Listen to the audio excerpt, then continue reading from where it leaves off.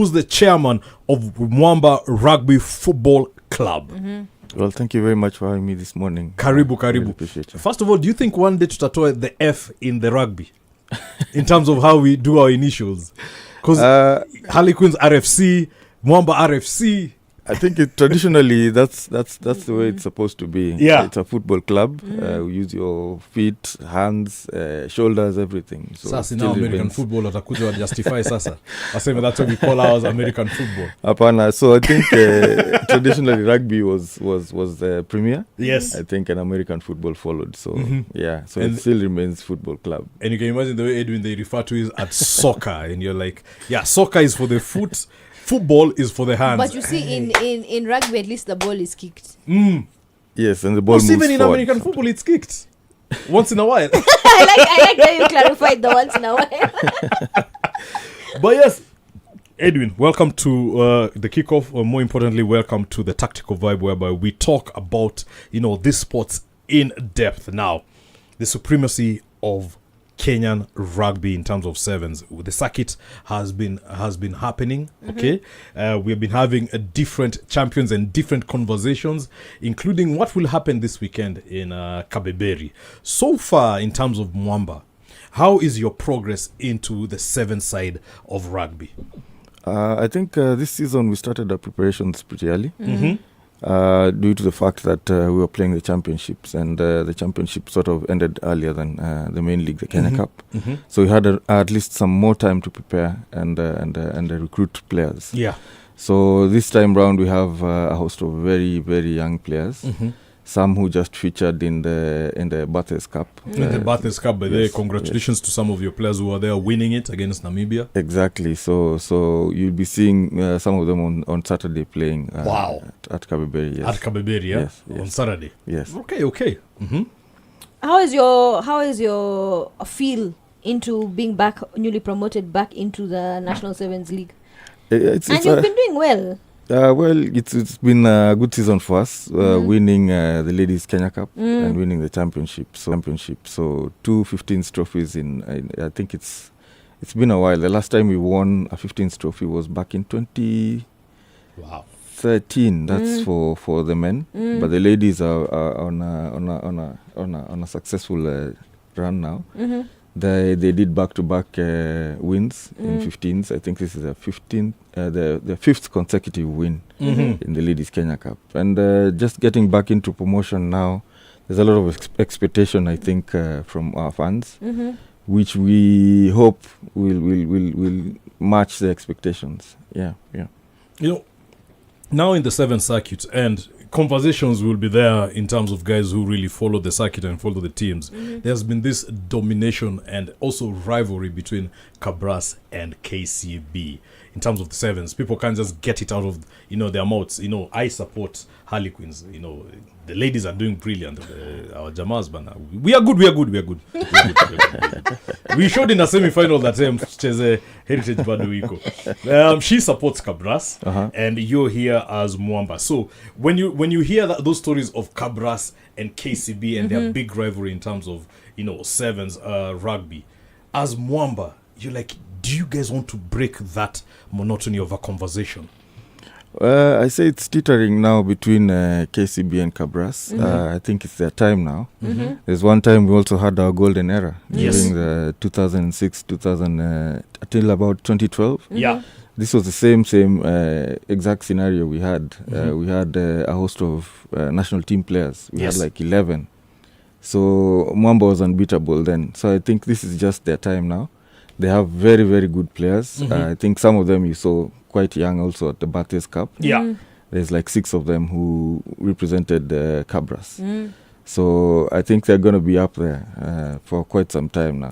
She was looking at me like, hey, Joe, Kabras. But by the way, let's start this conversation because you mentioned you also had some of your players who are in the Bathurst competition. How important is it for this conveyor belt of young players coming into the into the senior teams?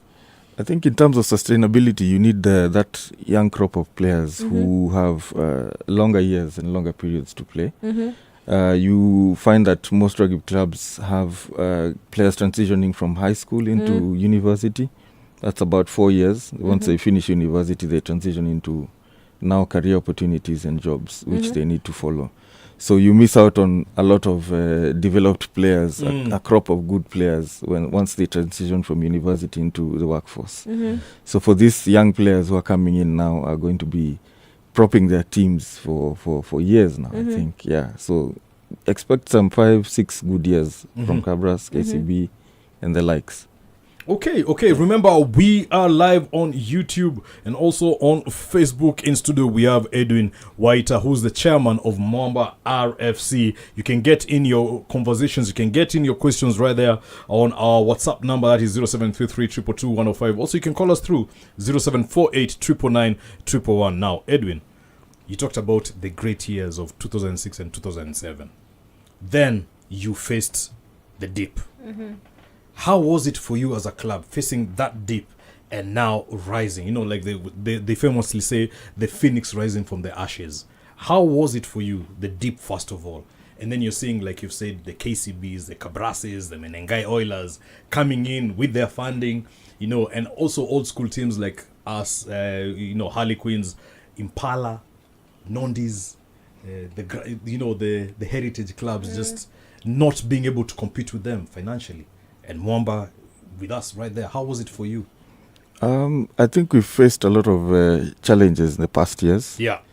One being that we lost our grounds. Yes. And quickly followed into COVID. And we had two years of no rugby, no sports, no nothing. Then coming back with no grounds, you can't mobilize players, you can't have them in one place. Hopping from different grounds. Trying to crowdfund the club, find resources and just find a place we could call home. And that was tough, I think. But us being a resilient club, and we pride ourselves of having a very strong community that always comes to our help when we need to sort out some issues at the club. And that has helped us bounce back. I think just coming in as chairman last year, I came in when the club was very, very, very low. We had players moving to other clubs, of course, because we were so unattractive at that time. No grounds, no coach. And it was we needed just to bounce back immediately. If you stay at that point, at that particular point where you're relegated and start, finding a way of coming back was process into promotion was very immediate. We needed to come back immediately and not just stay at the same place. So just recruiting players immediately, getting the right technical bench, and here we are now. Speaking about technical benches, how has Collins Injera helped with the team? Collins Injera is retired, but he once in a while pops into the club and just mentors some of those boys. He also trains for the legends, so part of his fitness regime is just to come and play with the young lads. It helps motivate them. Yes, that helps motivate them. He imparts a lot of skill and knowledge and just advice to the young folk. To the young ones. Yeah. To the young ones right there. Remember, again, we have Edwin Waita in studio, chairman Mwamba RFC, and we're talking about the Battle of Sevens supremacy in Kenyan rugby. And we pointed out earlier on that supremacy of Cabra Sugar. We've talked about KCB. We've talked about Menengai Oilers. Now you guys are back in the fold. You're going through all the circuits. One thing that we cannot escape is the funding aspect. In every organization, funding has to be there. I can see you right now with your polo shirt right there, and you have Stanbic on your sleeve, Stanbic Bank. Getting, and also on the other side, I believe that is the company, the bus company, Modern Coast. Modern Coast. Getting sponsors to come in, getting that funding, and going after it in terms of you guys having that presentation to these companies. How hard is it? Because people think, Sweni Harlequins, mnajulikana, utapata sponsorship. When Mwamba has been there. It's big, yes. I think we are seeing now a challenge in the way clubs need to package themselves and look attractive to sponsors. It's not just about putting the brand out there. It's not about being on the socials anymore. It's more of a partnership, return on interest, right? You need to package yourself in a way that you give more value to your sponsor. And I keep saying when I go to pitch to these sponsors, correct, that we have a very big pool of human resource in our players. Yeah. So you can just come, and we have an inventory of CVs where you can just pick out career professionals there. We have graduates, we have kids who need internship, we have people who've graduated already who need jobs. So one of the biggest benefits is just tapping into our human resource and then turning it around into a partnership. Yeah. Wow. Yeah. So it sort of acts like more of sort of a barter trade. Yeah. It's a mutual thing. We give them value and they give us value.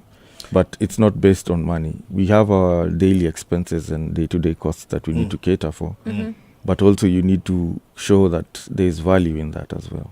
And this is an advice you're giving also other clubs, because, you listen to other clubs and saying it's hard to attract, sponsors. But you're saying offer value to the sponsor. Exactly. And the sponsor will see the value in it, and you've said the return on investments. Yes. When they see that, then they get on board with your direction of thought. Now that is getting sponsors. Now facing teams that already are sponsored, facing teams that are already corporately pushed, how hard is it, especially with acquiring all, sometimes even losing your players?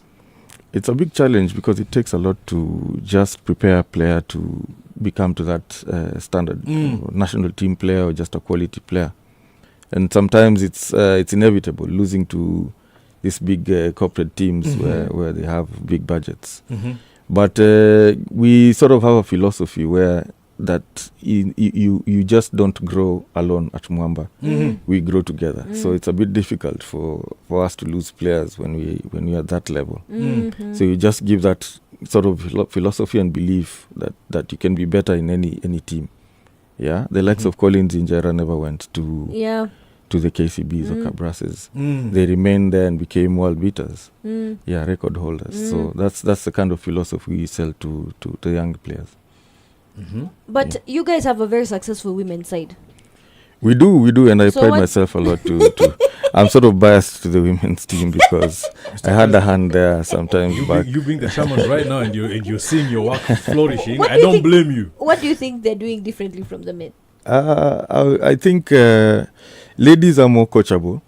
And I think it's just nature. It's natural. Every time something happens. It's natural. I think women develop faster than men, and they develop their cognitive skills faster than men. So it's very easy to just impart that kind of skill to them. You can have a lady come in 3 months later, she's in the national team. Yeah, they're very focused and driven when they want to get something, and it's not been difficult for us. I think there's been a good culture with the ladies team. We were the first team to have a ladies team, so it goes without saying. So there's a good culture going around with our ladies team. But definitely, if I'm a dude and I'm sitting there and I'm part of Mwamba team and I'm thinking to myself, chairman amesema it's easier to coach the ladies than us. So hii kichongumu yangu ama ni nini inanisumbua ni nature. I cannot. It's just natural. Utakusema matali tunakoga kichongumu. Tunakuanga slow developers. We develop very slowly. I like that. Chairman, sikwambia tu ufute show. Tumalize. Finish kumalo. Nani? Harlequins. You will not be forgotten because of your women's team, so. Yeah. So hold it with pride. It's natural, so science argues differently. Yeah. Damn. Man, that isn't a response. Science argues differently. So it's quite easy to coach. They're very coachable. They're very diligent and very disciplined as well. Yeah, so it's very easy to shape them to become champions. Please tell me there's some improvements with the guys' side. There is some improvements. Good. I think they've been promoted. They're back. We're the only team that came from Dala with 2 trophies. So I think that's a remarkable achievement we did. Yeah. And just finishing third in Dala after beating Kenya Harlequins, I have to say. I appreciate that he said Kenya Harlequins, not just Harlequins. What to be on that first? Bias Muluchapa, tumekubali. But going into the Kabeberi Sevens this weekend, and there's something about Kabeberi. Every circuit has its own identity. Kabeberi, RFC grounds, Ngong Road. people arguably say it's the mecca of rugby in Kenya. You get to that stage and you're talking to the ladies and you're talking to the gentlemen in terms of the teams. What different are you telling them than you could have what they were told maybe in Dala? Because Kabeberi it's like a beast on its own. Well, with Kabeberi, we sort of try and create an experience. We just don't have a rugby tournament. It's a rugby festival, an experience. You can bring your family, your friends. We have designated zones where we have tailgating, we have alcohol designated zones. That's why I think it's different, and it becoming it's the first tournament in Nairobi now. So there's a lot of expectation from the fans, and just good preparation and just be ready for it. I think it's going to be a good tournament. I have a very good team behind the preparation, so I'm very confident in the execution and the way the tournament will come out. I think your performance so far has also been very impressive coming back, especially the fact that you are coming back. Do you feel like you have a chance of winning at least one circuit? We don't want to put too much expectations on the team, but one step at a time. We are steadily growing. We've seen improvements from Prinsloo and Dallas, and we don't know what Kabeberi hosts. There's a lot of expectation, it being the home tournament, but we hope to put our best foot forward. I mean, and I think you'd be very happy with the expansion of the slots in terms of the ladies, in terms of the sevens. I mean, Kiamba, who would have thought about that team? But they're doing well also. And you're seeing what they're doing. Is it good to see, when you see there, not only as a chairman, but also as an overall contributor to rugby in Kenya, is it good to see that there's an expansion of ladies rugby, so much so that even in the circuits, there are more numbers for them? It's always good to see, and I have to be thankful to the union as well, because this time round is the first time we're having the ladies tournament concurrently joining the men's tournament, the men's format. So it's going to be 5 legs out of 6 where the ladies will be participating. And I think it's the best place to like showcase their talents and be seen out there and inspire other young kids also. So like Kiamba. Like Kiamba, exactly. Yeah. And that ties into the next conversation, the youth coming in, you know, the young men and women. I mean, Kenya, we are known for having this conveyor belt. You know, the Injeras, when they go, you have another conveyor belt. Now we're talking about the Kings, Rose being there. There's another conveyor belt coming up. We see what they've done at the Batters Trophy. I mean, for you as a chairman, how difficult is it to have this excellent pool of Team A, both experienced and youth, and then you have a youth team that can equally go, you know, blow for blow? How is it hard for you, and at the same time rewarding? It's very hard, and it's sort of frightening to imagine you can lose to school kids, but you yeah, well, as champions it's quite scary to imagine that you lose to school kids. But I appreciate the fact that there are some head teachers who are now turning into sports. Okay. I think there was a small lull between the transitions between the 844 and CBC now, but you're starting to see schools now coming back into sports fully. I think after the system has settled. Yeah, and it's also good to see the likes of Kiamba. There's another team, I keep forgetting its name, but they played at Dala as well, and they beat Impala. They were school kids. So it's good to see that kids are now coming back into the fold, and just it will be an easy transition into the clubs now. I'm imagining in terms of now you as the chairman or as Mwamba, the scouting, because these young talents are there. Is it now hard? Is it more hard for you right now? Is it harder to get to scout this talent pool that is just brilliant? And you have the likes of obviously like Kabras when it comes to western part of Kenya bana. Them they see even a kid throwing a ball pale town Kakamega kondani. Now how do you compete with such teams? Like we've talked about them being corporate, in terms of now wooing in these young players to come and play for your club? I'd say it's sort of a targeted recruitment. We go to these school tournaments, and what we sort of like do is give them scholarships at times. Okay. Yeah, and we go like 50-60, 50-40 with 60-40 with the parents. So you find that 60 club pays school fees and 40 the parent caters for the rest. Just to keep them into your fold and just keep a steady pipeline of players coming. Wow. But I think that's something rugby really explores in terms of the scholarships and stuff. It's something maybe football should also think about. Because that's what allows the development of younger players. When you have that as a parent, if my child gets into this rugby club, at least I'll be able to forfeit some responsibility to the club. Yes. So I think it does help develop the player. But I'm seeing here we have a message from Daniel. Anasema hello SportyFM, greetings from Limuru, Mr. Chairman, namtambua sana. Since nimepata hii time kuongea na yeye direct, nataka kumuuliza what are the 5-year plans for the club? Of course, 5-year plans we have is we're just trying to set foot into our home grounds now, Go On Institute. We want to make that our rugby home. We want to create age grade rugby all the way up to the senior men's and ladies. We are also trying to impart a lot of education to our staff and players alike. So I always say you can do everything in rugby, but you have to come out of Mwamba as a whole person. Okay, a 360 person. Yes, a whole-rounded person with good education, good skills, good knowledge of the game. You're just a complete person. When you come out there, you're a full package, and it doesn't take hard for you. It doesn't take too long for you to get absorbed into the job market. Yeah. Oh, nice. What about the competitive side of that 5-year plan with other teams? I mean, like we said, the battle of the seventh supremacy in Kenya. We have partners who are coming in, and they have so much belief in us. So I think it's not going to be so difficult for us this time round, matching those 5 years and just growing exponentially and becoming a good club. Yeah. All right. I like how you're very, should I say, professional and political with that answer, so that you do not give someone hopes like some. Also, in the next 2 years, we're winning. We're doing Kenya Cup. In the next couple of years, winning the 7th circuit. I like that approach. Una manage expectation. Of course, we have to be in the playoffs this coming season. Yes. Our target is just to be in the playoffs. If we get into the podium, well and good. But our expectation is to be in the playoffs, definitely. So for the men, what do you feel like is more achievable, the 7s or the 15s? The 15s, I know we have a bit of an issue because we don't have a running league.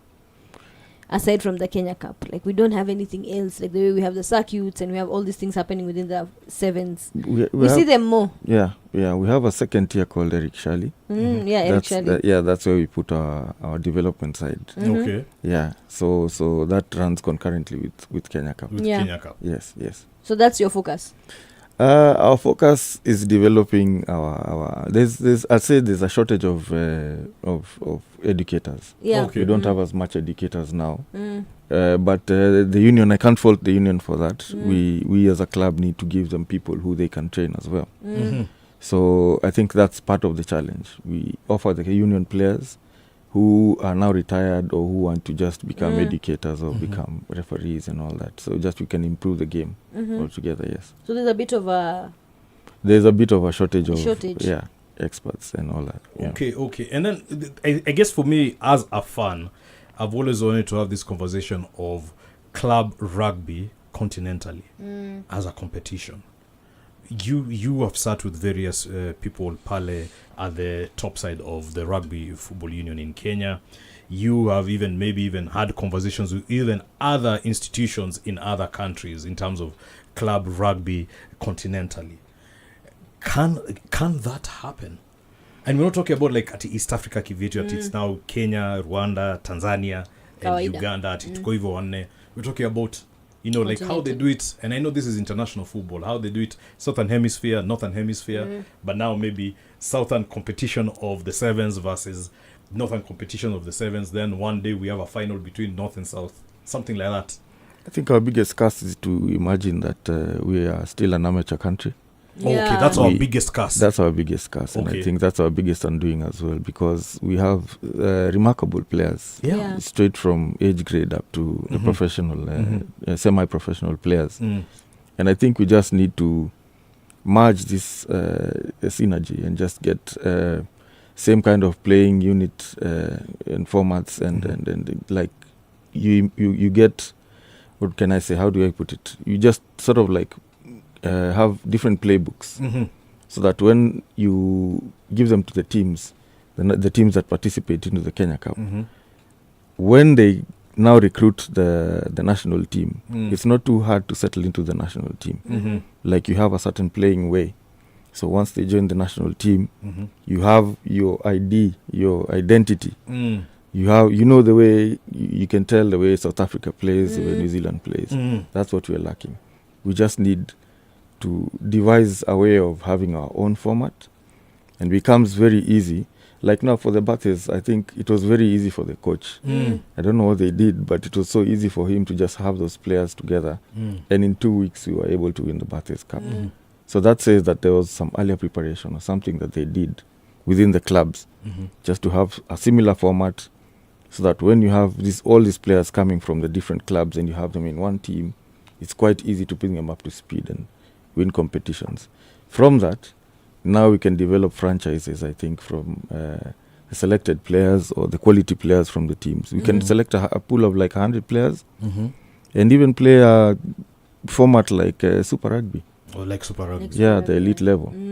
Yeah, it's just bringing people together and just selling sort of philosophy and belief that we can become professional teams. I think there's a question here from a good friend of mine. He's called John. He's like, Joe, can you please have a word with the chairman and ask him, is there a vision one day of having club competitions continentally? Now we talk about, our national side, but like how we have in football, we have the Champions League, both in UEFA and also here in Kenya, in Africa. Do you envision one day to have such a competition for sevens, but now continentally in Africa, whereby maybe, the number 1 and 2 or 3 of the various competitions, whether it's Kenya Cup or Eric Shindley, can represent Kenya in a continental club competition? Is that something that you guys have ever thought about? Most definitely. I think we are getting there now. We've seen the likes of Odongo and the Wekesas playing in those formats in India. Yeah, it's just up to our corporate partners to just take up one team and just and other join federations. Those do you think they are okay with it? They feel that maybe you've interacted with from other countries? Yes, they are. Yeah, okay. It brings more value to the country, club, and the individual themselves. Yeah, because we need to go there, man. We need to have a team one day. The Champions League rugby winners of Africa, is Mwamba, is Cabras, is Harlequins. I mean, that is big. Definitely. Yeah, so that, I don't know, again, maybe I'm overthinking it. Queen Nikki can imagine now a global spectacle whereby one club from Africa, one club from Europe, one club from Asia, one club from Latin America and the US and so forth. We meet up in a club world championship, but now for rugby sevens club-wise. But I mean, okay, I know I have a big dream, Mr. Chairman, but nimejaribu. It's doable. Yeah, but I, one thing I also feel like we need to do is develop the 15s more. Okay. Because I feel like, Kenya Cup, yes, we have, but we don't. Like when you think of internationally, Kenya, in terms of rugby, we don't stand out when it comes to the 15s. What do you feel is our biggest problem with that? Our biggest problem is that, like I said, believing that we're amateurs. And we are amateurs because people have secondary things that they do. Okay. Yeah, so rugby is not the priority. Yeah, we don't prioritize the sport itself. We have other careers, we're in school, you have to make ends meet once you leave the club. Making ends meet. Yeah. That's our biggest undoing. Because I remember back in the day when I was watching the old format of the Currie Cup, and all those people, whether Blues, Stormers, Wapi, wote wanalipwa na club. End to end, hana career ingine. And we, like I said, we lose these players once they transition from campus, college education into now chasing their careers and their career development paths. That's where you have a seasoned player retiring at 24, 22, 25. A seasoned player. Yeah. Because he needs to make his ends meet, exactly. And rugby is not catering for it. And they just fall off the scene. Very brilliant players. Yeah. Is that change feasible? Can it happen? It can happen with the right kind of packaging. We need to package ourselves better. Yeah. Because the corporate clubs definitely, the Cabrases, the Menengai Oilers, the KCBs. Yes. Now that's different. But now you're looking at clubs that have been there since time immemorial. You're talking about the Harlequins, the Olinzis. You're talking about not Olinzi, but you're talking about the likes Nondis, of Impala, Nondis. All these teams, Mwamba as being one of them. Yeah. I really hope one day we can get to that point whereby you can just tell a player, by the way, A to backward Z is us. You play, perform. Yeah, and they don't need to worry about things like insurance, rent, medical insurance. Just getting to the ground is a problem, and you know. I mean, last year you saw it. My club suffered because we had to release a lot of players as Harlequins. Yes. And you're sitting there, you're like, yo, that is talent lost. Obviously, other clubs acquired some of the players. Others are still looking for clubs to play in. But that's a lot of pull in terms of talent losing. Exactly, and that's where we are leaking, and we need to just plug that with just sitting together in a boardroom and just deciding, coming out with a definite answer from that. Yeah. It's not too hard to do. It's not too hard to do that. Do you guys sit together as clubs? Yeah, we do, especially for, I think part of the success attributed to this 7th season is that we had a prior meeting with club chairman and also the union. So things are working now seamlessly. We never used to have these conversations before. Yeah. And I think it's a good start, and maybe transition into the 15th season as well. Yeah. Right, and I like what you've said there about working with the union. Obviously, there's been changes. You know, previously we had Sasha here in studio. I think he was one of our first guests. Sasha being formerly there, and then now transitioning now with the new crop of should I say team right there. Going forward, and obviously, you know, in any union there's politics kidogo, kuna hapa na pale. Is there a way that the clubs, even without meeting, like you guys said, there's a way you guys have buffered yourself away from the politics and just run rugby the way it's supposed to be? Unfortunately, we not can't successfully, but trying.